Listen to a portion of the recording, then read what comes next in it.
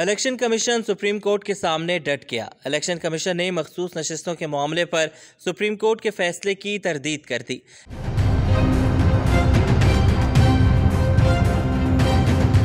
अगरचे election commission of Pakistan ने ऐलान किया है कि वो खुसूसी नशिस्तों की अलॉटमेंट से मुताल्लिक सुप्रीम कोर्ट के हालिया फैसले पर अमल करेगा, लेकिन इलेक्शन कमीशन की जानिब से जारी करदा प्रेस रिलीज दरअसल सुप्रीम कोर्ट के फैसले की वाज़ेह तरदीद है। सुप्रीम कोर्ट ने केस की समाअत के दौरान और अपने फैसले में कहा था कि इलेक्शन कमीशन ऑफ पाकिस्तान ने सुप्रीम कोर्ट के 13 जनवरी 2024 के पीटीआई में इंट्रा पार्टी इलेक्शन न कराने से मुतल्लिक फैसले की गलत तशरीह करते हुए पीटीआई के मज़कूरा उम्मीदवारों को गलती से आज़ाद उम्मीदवार करार दिया। इलेक्शन कमीशन ने सुप्रीम कोर्ट के फैसले पर 2 रोज तक गौर खौस के बाद प्रेस रिलीज जारी की है, जिसमें कहा गया कि इलेक्शन कमीशन ने किसी फैसले की गलत तशरीह नहीं की। इलेक्शन कमीशन ने पीटीआई के इंट्रा पार्टी इलेक्शन को दुरुस्त करार नहीं दिया, जिसके खिलाफ पीटीआई मुख्तलिफ फॉरम्स पर गई और इलेक्शन कमीशन के फैसले को अपहोल्ड किया गया। चूंकि पीटीआई के इंट्रा पार्टी इलेक्शन दुरुस्त नहीं थे, जिसके मंतकी नताइज में इलेक्शन एक्ट की दफ़ा 215 के तहत बल्ले का निशान वापस लिया गया,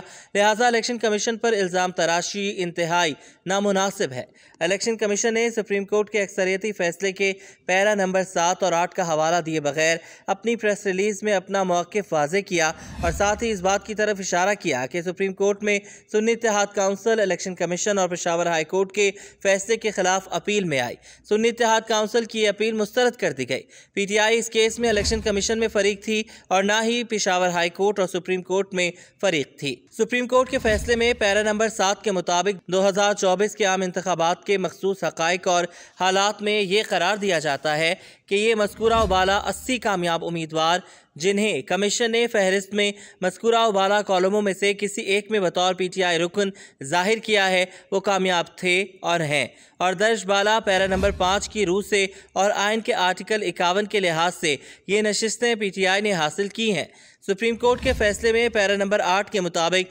2024 के आम इंतखाबात के मखसूस हक़ाइक़ और हालात में मज़ीद हुक्म दिया जाता है कि मज़कूरा उबाला 80 में से बाकी 41 उम्मीदवार 15 रोज़ के अंदर दस्तखत और तस्दीक शुदा बयान जमा कराएं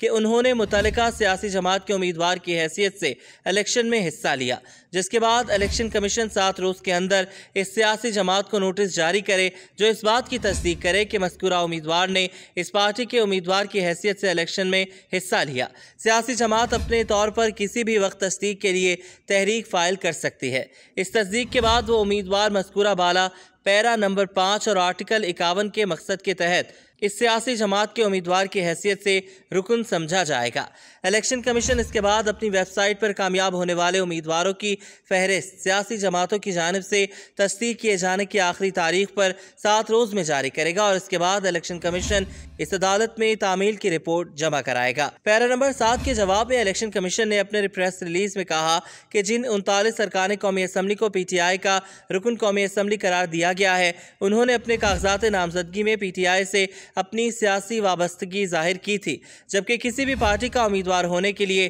पार्टी टिकट और डिक्लेरेशन रिटर्निंग अफसर के पास जमा कराना जरूरी है, जो इन उम्मीदवारों ने जमा नहीं कराया था। लिहाजा रिटर्निंग अफसरान के लिए यह मुमकिन नहीं कि वो इन्हें पीटीआई का उम्मीदवार करार देते। पैरा नंबर 8 के जवाब में इलेक्शन कमीशन ने अपनी प्रेस रिलीज में कहा कि जिन 41 उम्मीदवारों को आज़ाद करार दिया गया है, उन्होंने अपने कागजात नामजदगी में पीटीआई का जिक्र किया और ना ही पार्टी से वाबस्तगी जाहिर की, ना ही किसी पार्टी का टिकट जमा कराया। लिहाजा रिटर्निंग अफसरान ने उन्हें आज़ाद उम्मीदवार की हैसियत से इलेक्शन में हिस्सा लेने की इजाज़त दी।